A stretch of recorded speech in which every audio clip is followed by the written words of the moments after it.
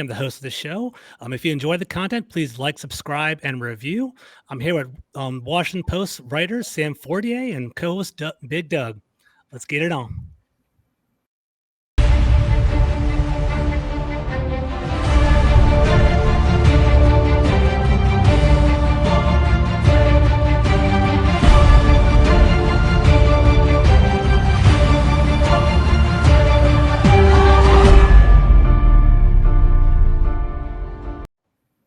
All right, gentlemen, thank you for joining the show. I know Memorial Day weekend kind of is the kickoff of the summer. We were kind of ribbing Doug before the show with his long hair, don't care, flowing locks. I love it, Doug. It looks great today. Guys, how was your Memorial Day weekend, man? How was everything? Where'd you guys go? Did you guys go anywhere? Sam, start off with you. How's your Memorial Day weekend? I feel like I've been traveling a lot for work and for personal. So I actually just kicked it with some friends. Went to a barbecue, hung out. I'm a big biker. I bike through the city with the Capital Bike Share program, which I'm a huge fan of. So I mostly just hung out, went down to the mall, read a little bit, just hung out in the city, man. It was awesome. I tried Hill East Burger.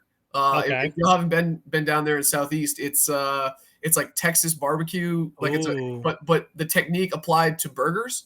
And it was pretty solid, man. That's awesome. So they're smoking the burger, Sam? Yeah, they cold smoke it and then they grill it. So it's pretty good. That sounds fantastic. What are you reading? Did you say you were reading? Yeah. So I mean, like I read a lot of stuff, but during the off season, I can really dig in. I just finished this book called Why Fish Don't Exist.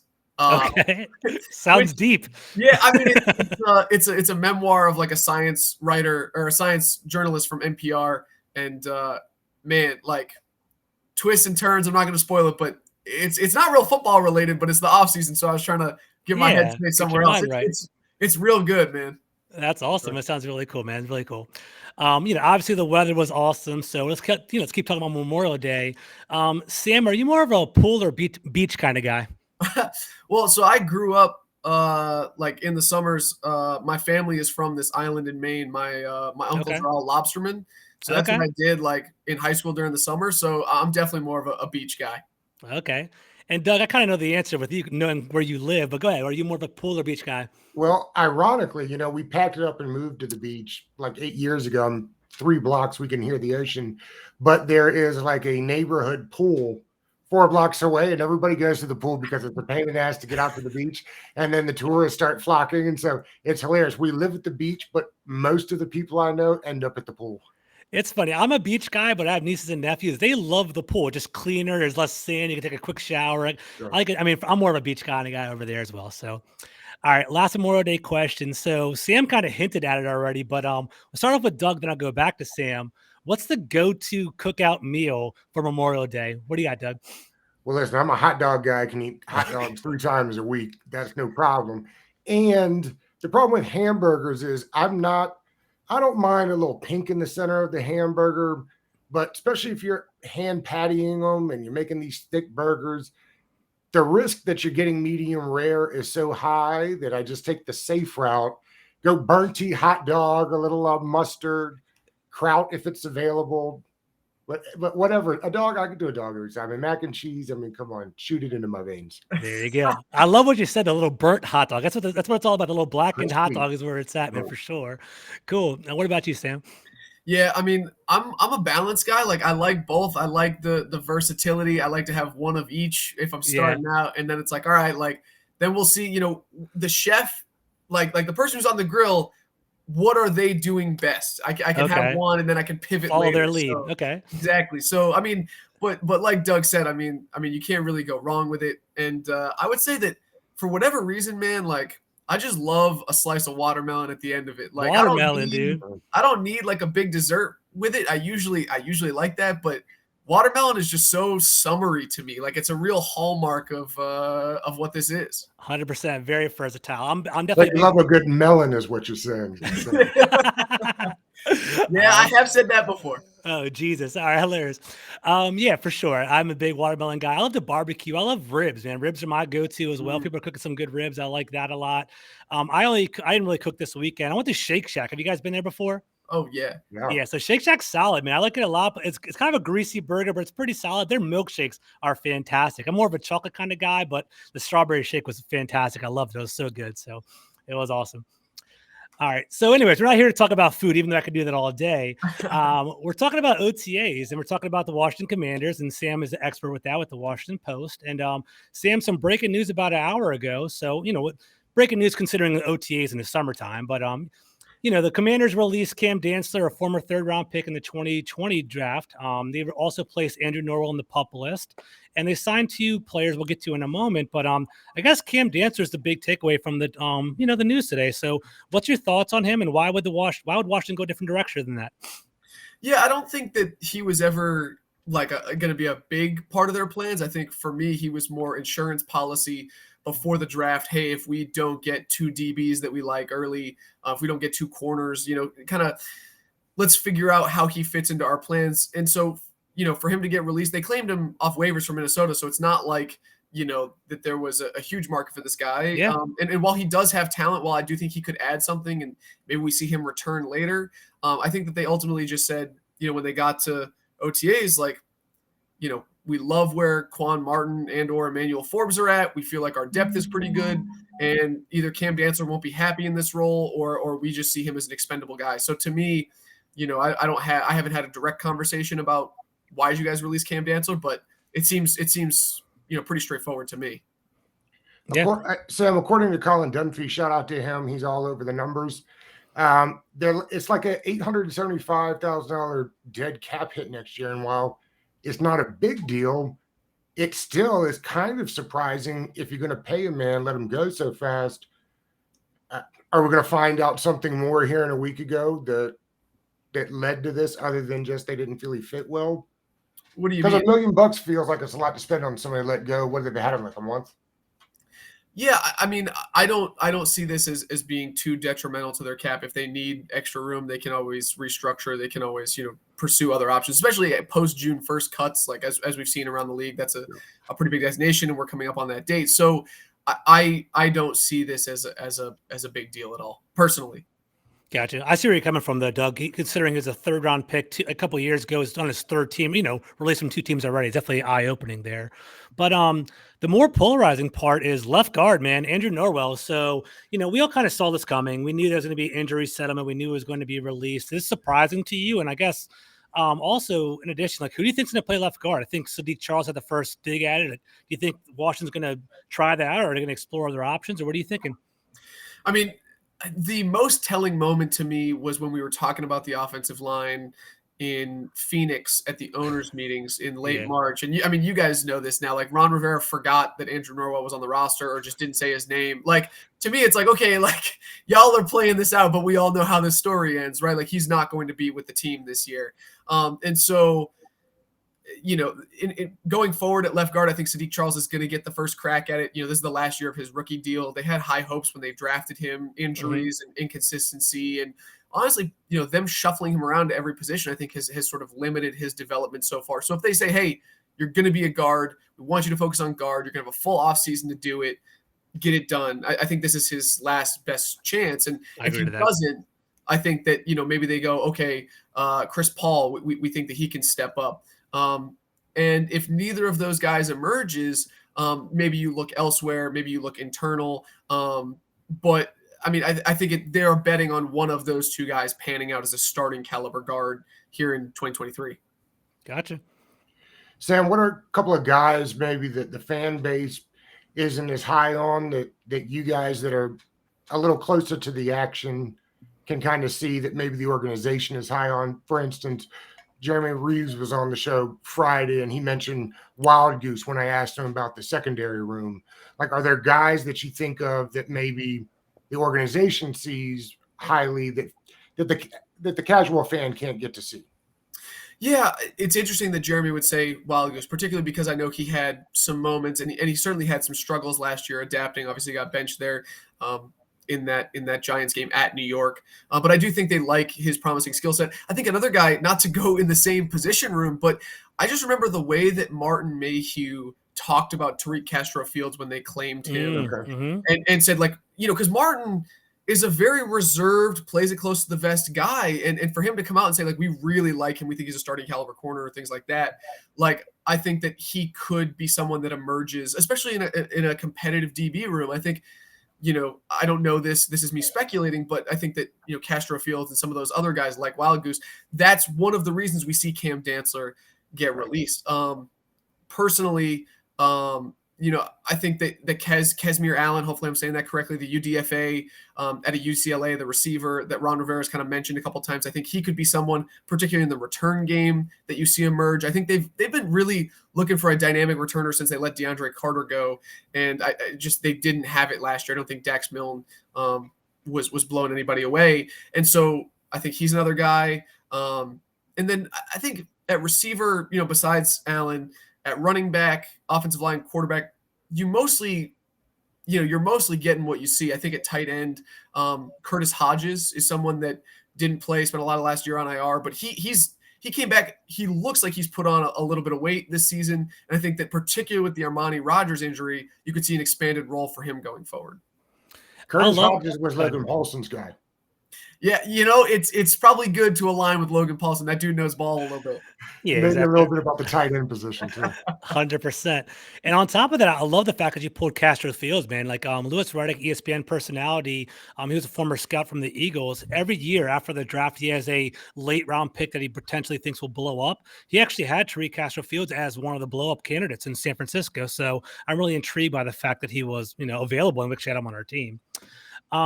Talking about tight ends, so today they also picked up Brandon Dillon. They put him in the tight end room. I think it was kind of expected because with Armani Rogers going down, they needed kind of a camp buyer to be around. Do you see any potential in Brandon Dillon, and what do you think the dynamic of the tight end room is going to be? Like I've heard early results is Logan Thomas is doing pretty well early on in the OTAs. What are your thoughts on the room? Yeah, I mean, how Dillon fits in, I think, is TBD. I haven't obviously got to watch him because that happened about an hour ago. Yeah. But I mean, more talent in that tight end room, more youth particularly, I think will be helpful because they've dealt with injuries. It's not just Armani this year. They obviously dealt with a bunch of injuries last year and the year before. So the more guys they can get in there, the better. The tight end room, I think, will be interesting. And with Eric Bieniemy coming in, particularly on the offensive side of the ball, though Brent Wieselmeyer stepping in for Chris Harris on the defensive side as well, you're seeing a lot of coaching shifts. Juan Castillo is going back to offensive line. And now the tight ends room is run by Ken Zampese, the former quarterbacks coach, and Todd Storm, who's been an assistant, here in Carolina for like the last 7 years. So how those guys step up and coach those guys, because there's a lot of young dudes behind Logan Thomas. And I think that how they mold that room is really an open question to me. And I think that is going to be really interesting going forward. I don't think that the tight end in the West Coast offense will play maybe as significant as a role as Scott Turner wanted it to play, but it still will be a really valuable asset, particularly for a young quarterback like Sam Howell. If Logan Thomas can get back to being as explosive as he was, if he can be that kind of security blanket that Ron always looked for and had in Greg Olsen in Carolina, not to do the Ron thing of comparing to Carolina, but like, that is a really particular point, I think. And so, it kind of helps with the veteran receiving group, right? Because when you have, not to go on a tangent here, but like when you have Curtis Samuel and Terry McLaurin, and you have a young guy, but who's a very, very veteran, reliable, savvy route runner, Jahan Dotson, like those guys being where they need to be will be instrumental for Sam Howell, because as a young quarterback who's thrown 19 passes in the NFL so far, like he is going to need dudes to be, on their timing, because if he has the thing we heard last year was footwork, right? Like he is not getting to those hitches and throwing on time like he should have been. That's been a real focus for him. If he can do that, and for him to know, okay, Terry is going to be at 11 yards, he'll be at 13 yards, he'll be breaking, with this coverage and this look, the reliability will be so key for him. And I think that, the tight end room, if that's what they can give him, that would be huge. One of the beautiful things about having guys like you on, Sam, is that I don't think the casual fans realized like that those routes are run to the yard line, and you better be there because somebody's throwing the ball to that spot, right? And if it's not there, that's why a lot of interceptions are that way, where it's like, hey, bro, you were supposed to be at 11, you went to 13. 2 yards doesn't seem like a big deal, but in the NFL, it's a huge deal. It's a huge deal. And I think, to go to one of Sam's most reliable targets in college, Dyami Brown, one of the things that Dyami really struggles with is that, if he's running a dig, he's hitting that thing at maybe like, let's say he's running a deeper one, it's 15 yards. But when he comes in, he's not going vertical, he's drifting. And if you guys remember, I don't remember if it was in OTAs or the preseason or what, or maybe it was early last year, but he had a route where instead of going like this, he went like this, and he actually took himself into the angle of the safety, and he got killed over the middle. I do remember that. Mm-hmm. And so, the difference is Jahan is running that thing at a 90-degree angle, and he's protecting himself. Mm-hmm. So it's not just, obviously it is being on time and being at the right angle for Sam Howell, but it's also protecting yourself and giving yourself chances to not get hurt. And so that's something I think is going to be key as well. Gotcha. Yeah, I don't know if you knew this or not. I saw it the other day, or somebody brought it up on the show. I can't remember now, but McKinnon was second on the Chiefs last year in receiving touchdowns. Will we finally see Gibbs unleashed, as they say? Wow. I did know that McKinnon was used largely in the passing game. I did not know it was the second most. I think he had like 9 touchdowns. He had 9 touchdowns for sure. He definitely he broke out a little bit. Yeah, for sure. That's crazy. Yeah, I'll look it up right now. And to go back to the receiving touchdowns now, and I'm saying, how do I say this? I know I said that Bieniemy isn't going to use a tight end as much, maybe the West Coast offense. Obviously, he had Kelsey in Kansas City, and I think I want to go back and point out that what Bieniemy does really well is that he adapts his scheme to the players. And Ryan Fitzpatrick on Thursday Night Football last year criticized Scott Turner for not doing that, right? He said, This is a plug-and-play system. He doesn't really care what your strengths are. It's run this play and we'll be fine. And so when I'm thinking the tight end won't play as large into Bieniemy's offense, I'm thinking that, he doesn't have a Travis Kelce here, which is no disrespect to Logan Thomas. I think everybody but he's a legend. Yeah, everybody gets that. So to go to the receiving game with running backs, I think yes. I think that Antonio Gibson, we talked to him last Wednesday, and he said, I think that things will be a little bit different. They're moving everybody around. I'm fascinated personally because Scott Turner always wanted 5 interchangeable skill players on the field at one time, right? Yeah. And you never really got there. I think he had some, but I'm curious to know, is Eric Bieniemy going to use Curtis Samuel in the running game as much as Scott Turner did? I don't expect so, but are you seeing those guys as interchangeable pieces? So to me, I think Antonio Gibson will be used more in the passing game, and I think that Antonio has some personal things that he needs to do to get ready for that. Going back to receiver is going to be an adjustment.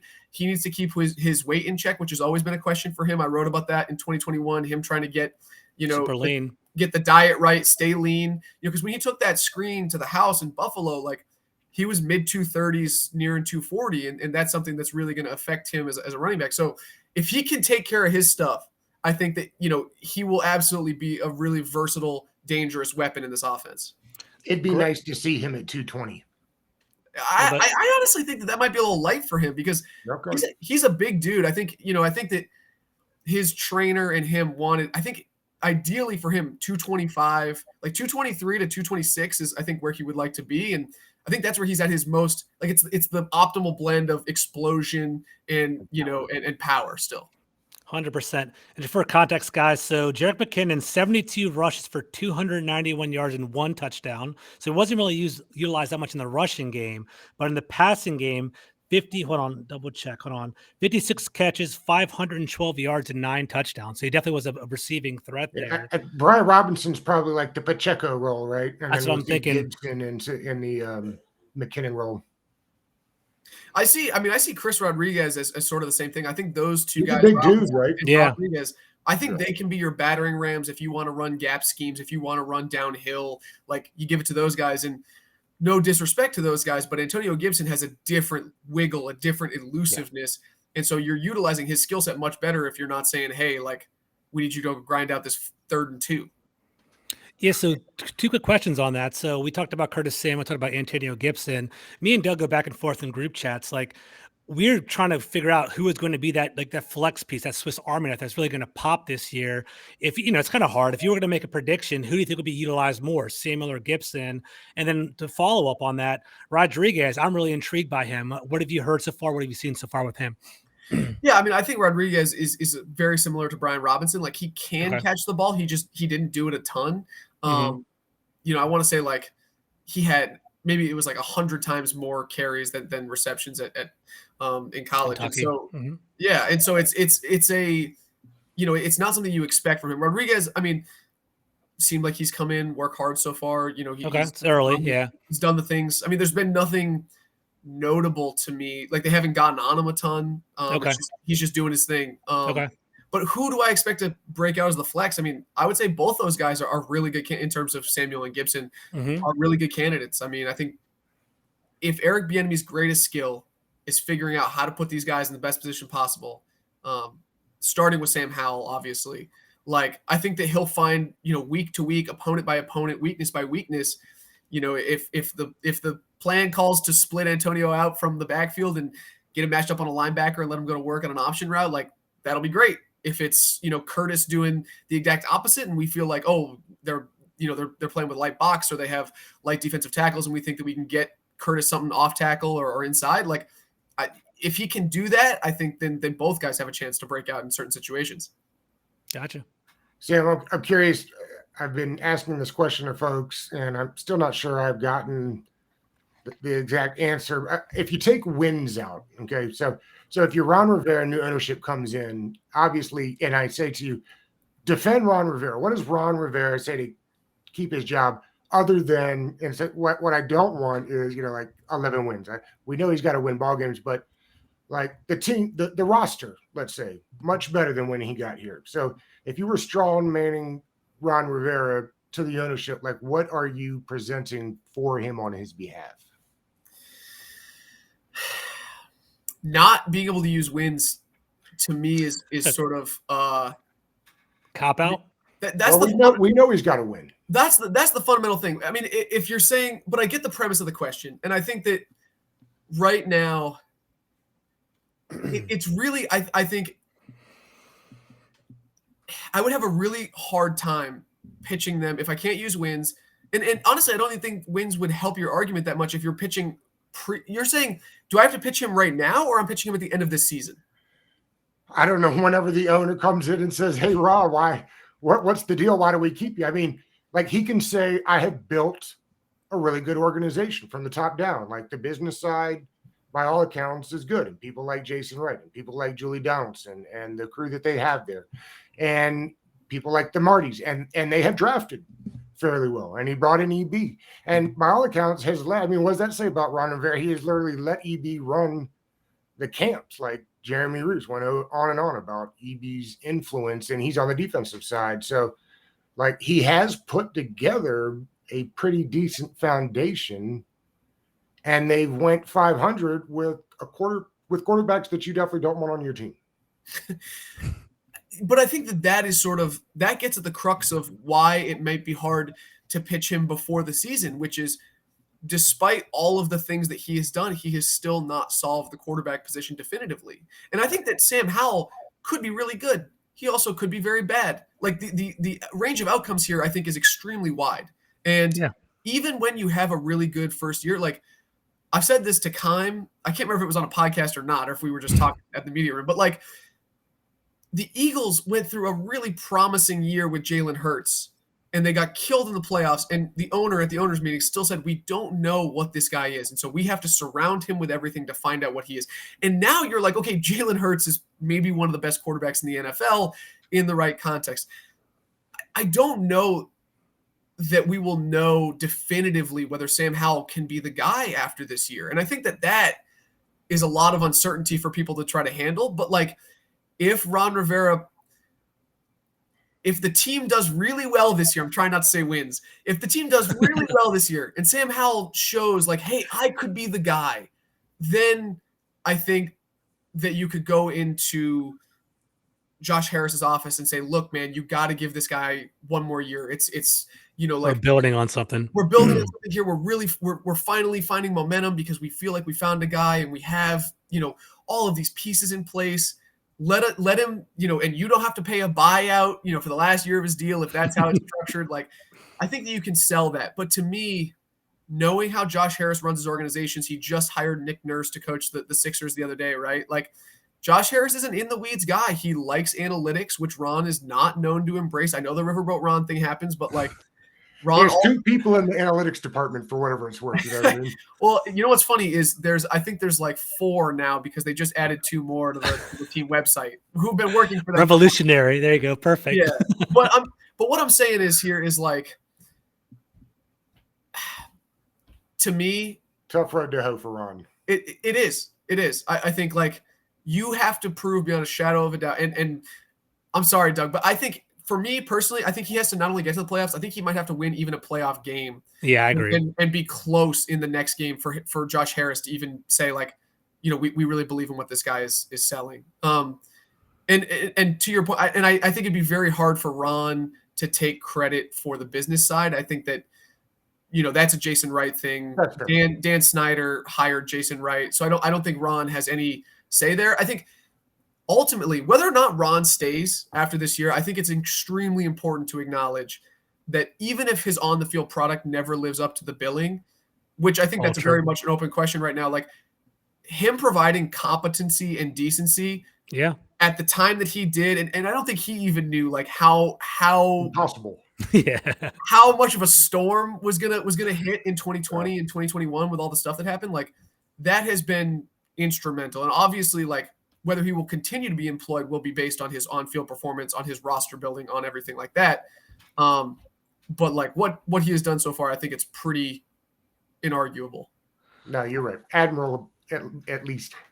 100%. You nailed it, Doug. Physically unimaginable, right? Changing the name, owner getting replaced, all this stuff happening. He had cancer. His mom passed away. It's been a rough 3 years for him, man. So God bless him, you know? All right. So speaking of which, let's go back to OTAs real quick. So Sam, I know you spent some time there last Wednesday. I believe the media goes back there again tomorrow. I'm just kind of curious, what was your initial takeaways last week, and what are you looking forward to checking out tomorrow? I mean, not to echo the last guy you had, but Jeremy Reeves like kind of nailed it. I mean, the energy that like EB brought, and I know that like it's always easy, right? It's May, they're 0-0. They did a bunch of stuff. You can get excited about it. Like, you know, fans can talk themselves into anything at this point for any team, you know, Texans fans might be like, oh, like, you know, CJ Stroud brings the promised land. Like, So I'm always wary of buying too much into the hype. But like, if you were going off vibes alone, it was night and day with EB. Like EB jumped in a running back drill at one point and was like showing AG some footwork, and like awesome. Scott Turner never did that. And you know, how much of a tangible impact will that have? I think the most impactful thing to me was, and I don't know if Jeremy talked about this, but there was a play where they went to the line of scrimmage. Sam Howell noticed something was wrong. I don't know if it was somebody's splits were off or if the alignment was incorrect or what, but like he called them back into the huddle and basically said like, we're going to do this thing right. And so EB, that's what EB wants. You know, he wants his quarterback to take ownership. He wants, you know, the details to be hammered to the absolute, you know, nth degree. And so like, if this team fails on offense this year, I don't think it will be because of the procedural, because of the lack of attention to detail. I love that. Like, I think that was my number one takeaway. And Sam Howell, you know, I saw him engaged. Yeah, how did he look? Yeah, I saw him engaged. You know, you can't be in the huddle listening to the play call. I would love to know if he's spitting it out, if he's having any problem with the new verbiage. But I mean, Nick Gates, his center, said he was handling it fine. Not that you'd expect a teammate to say anything else, but like, shambles. I mean, like, per them, you know, things are going pretty well, and it does seem like he does have command. You know, and I think like one of the most impressive things to me. And I think that there's a lot, like his footwork, his timing, his rhythm, all those things I'm very fascinated to see as they progress. Can he operate out of under center? Because like the dude went under center basically like 1% or a fraction of a percent of the time in North Carolina. He did it 3 times in the game against Dallas, and he got sacked on 2 of them, which not all his fault. Know that.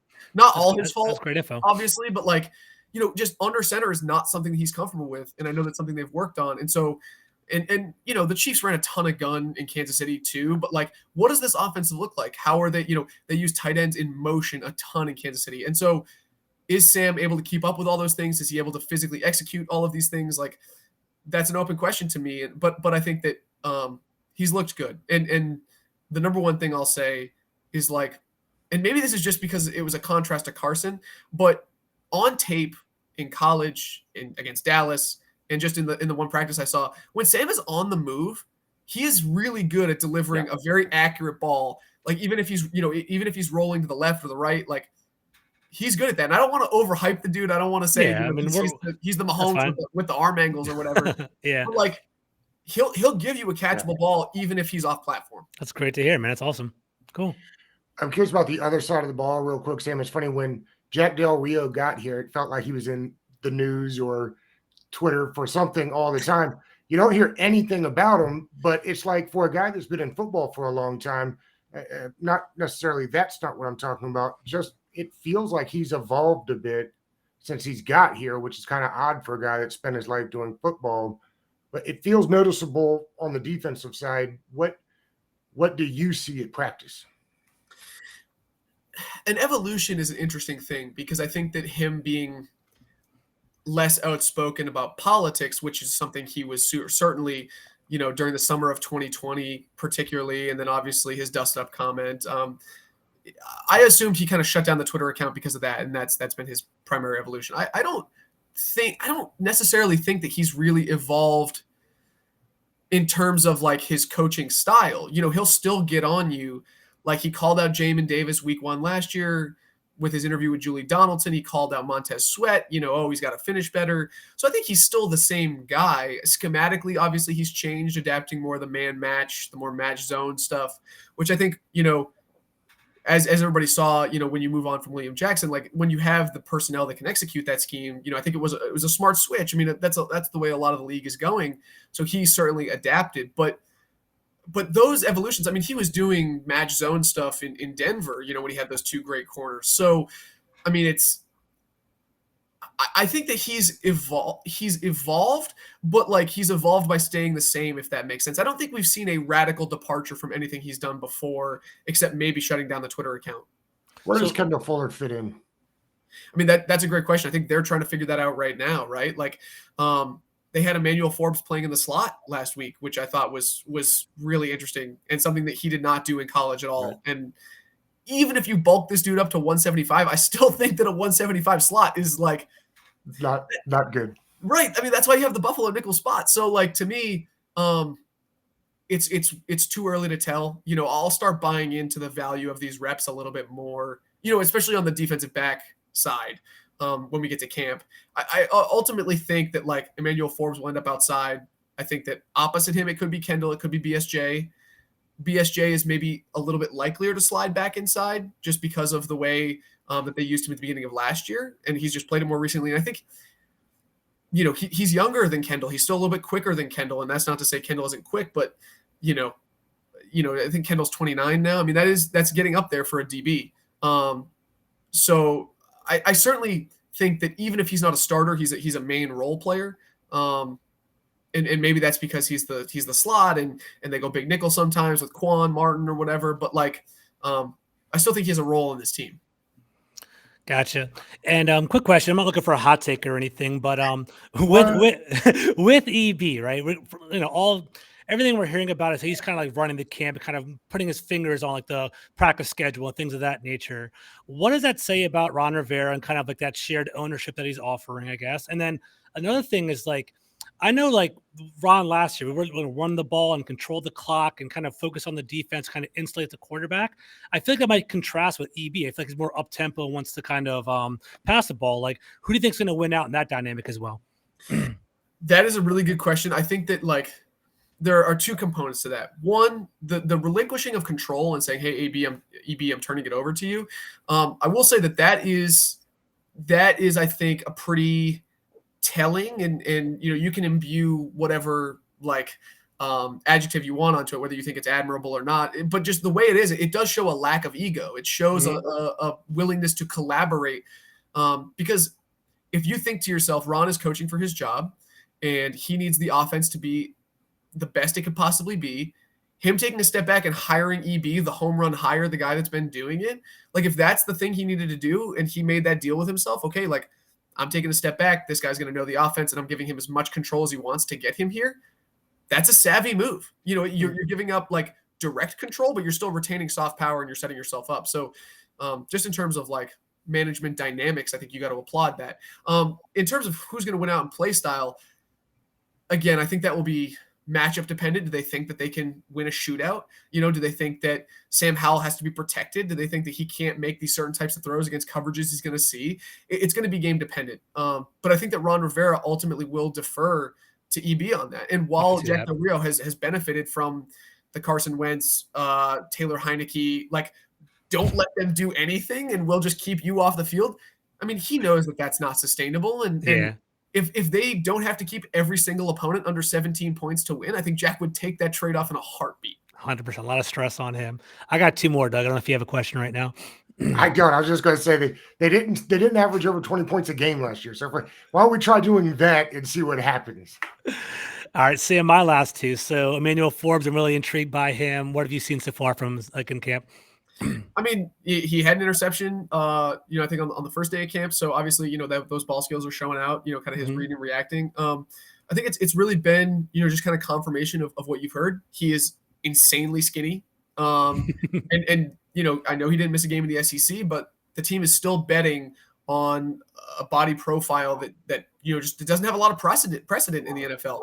But I think that, like, dude is sticky, like if he is in man coverage, and I think that he plays, it seems like he does all right in zone as well, playing with his eyes. But I think the dude is who they thought he was. And if he can stay on the field and if he can produce, there's going to be rookie bumps, right? Like and because he is a playmaker, he does take risks. So he will get beat. And like, I can already see it in like week 3, he's going to bite on something and he's going to get beat over the top and people are going to freak out. And they're like, is he a bust? And it's like, it's a learning curve. No, it's a learning curve. Yeah. And like, I don't know what the numbers are. Like if he gets 3 picks and X amount of passes defense, like, is that a successful rookie year? I don't know if you can really define it by that, but like, if the dude has the skill set that he had at State and he shows up, like, I think you got to be happy with what you got.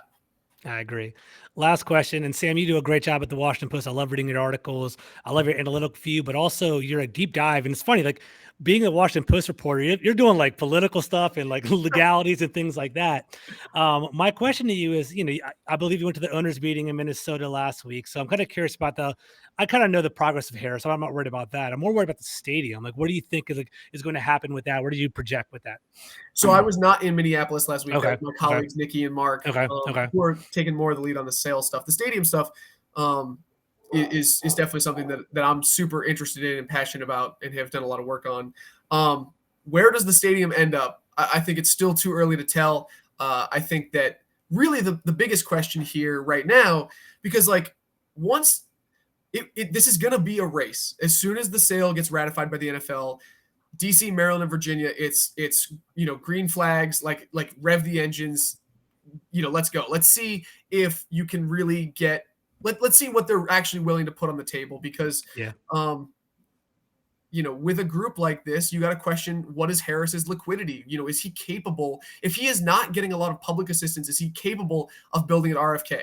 And there's a lot of hoops to jump through with RFK. So to me, before that green flag hits, before the competition really heats up, can the Commanders or can the city make RFK a realistic possibility? Because for those who don't know, RFK is not even on the table right now because it is currently owned by the federal government and leased to the city. The lease only runs through 2038, and it has like certain restrictions where it's impossible for the city to use it right now.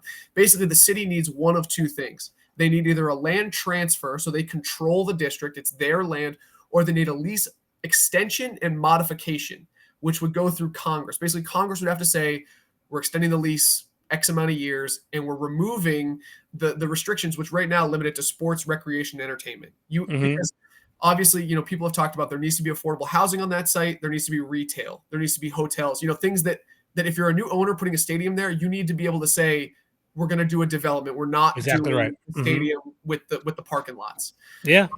So before, basically, until the sale gets ratified, people need to think about, is RFK going to be on the table? I reported that, obviously the Commanders lobbyists were up on Capitol Hill, trying to make this happen. There was a hearing a couple weeks ago in which, House Republican James Comer from Kentucky said to the mayor, Muriel Bowser, I know that you guys have RFK that you want to get done, and I'm willing to work with you on that.